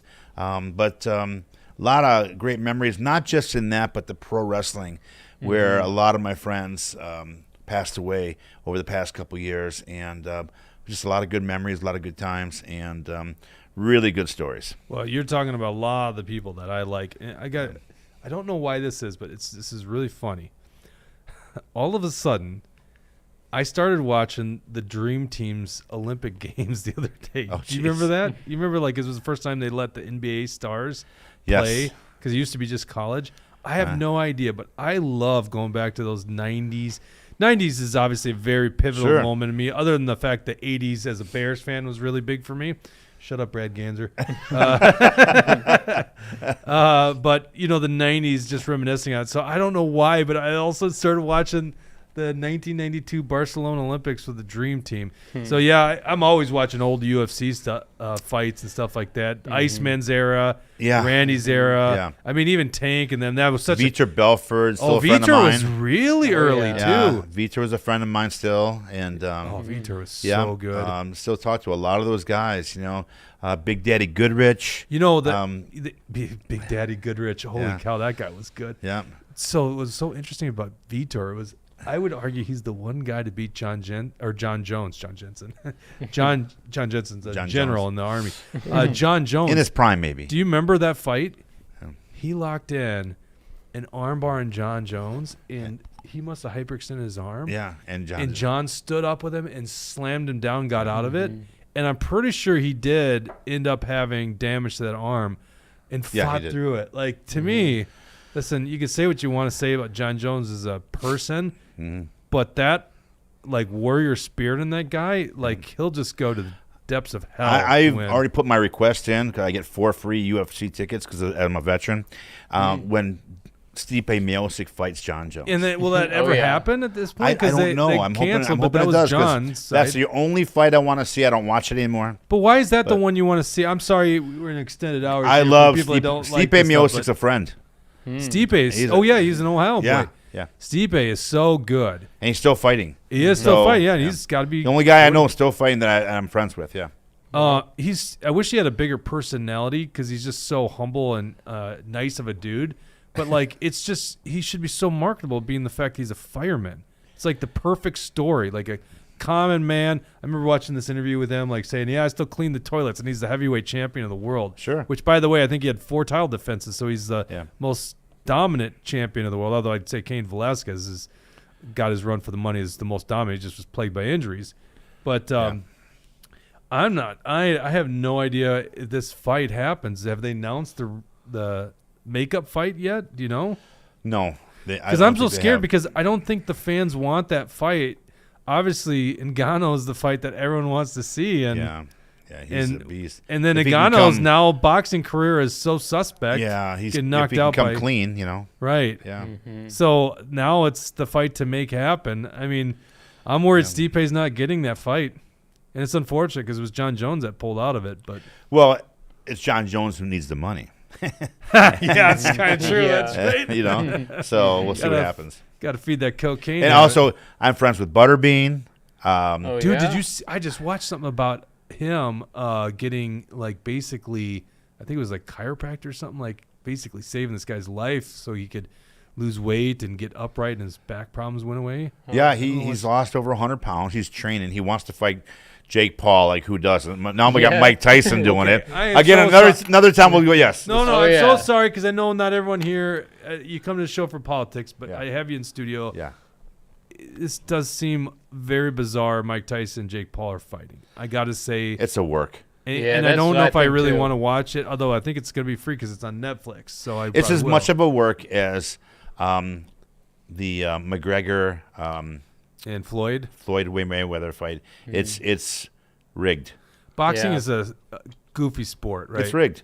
Was Ngannou versus Tyson rigged? Because that's so interesting. Like, Ridiculous. yeah, okay. Because I was gonna say, if Anthony Joshua knocks out Ngannou within the first round, how do you tell me Tyson Fury doesn't put him away? Anytime you have a gimmick, when the boxing commission's really not involved, they're just Yeah. getting paid. They're there for show and not enforcing the rules. It's a gimmick. Yeah. Yeah. Ugh.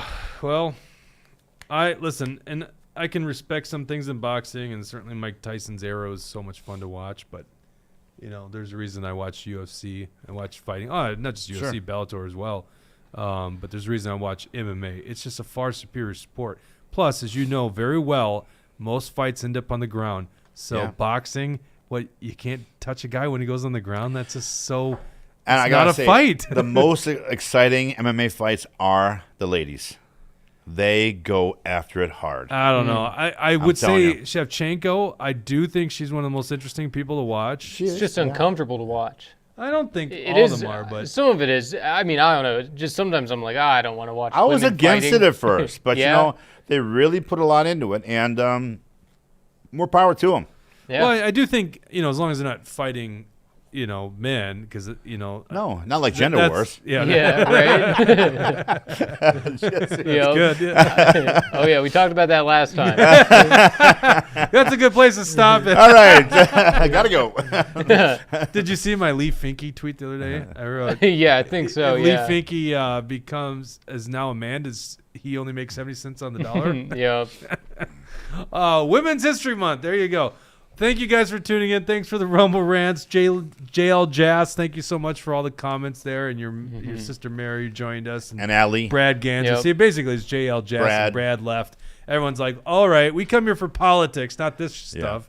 So, but no, thank you guys for tuning in every week. We'll be back on Tuesday. We're actually heading up to Otter Tail County tomorrow. Dawson and I are going to go film some good stuff. So, thank you so much for tuning in. We'll see you on Tuesday. Take care.